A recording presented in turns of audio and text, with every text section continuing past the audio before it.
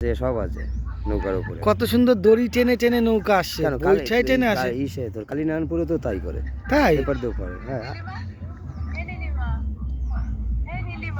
ভালো কায়দা তো।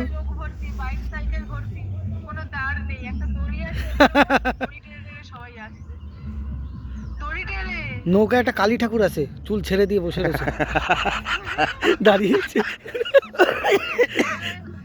দেখবে জুম করে নৌকার মধ্যে।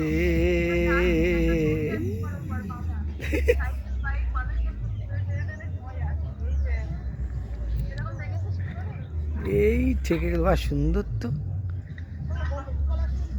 সেই লাগছে। দেখ, সব দড়ির কাজ সাজছে না। সব দড়ির কাজ সাজে। কি সুন্দর, বাহ,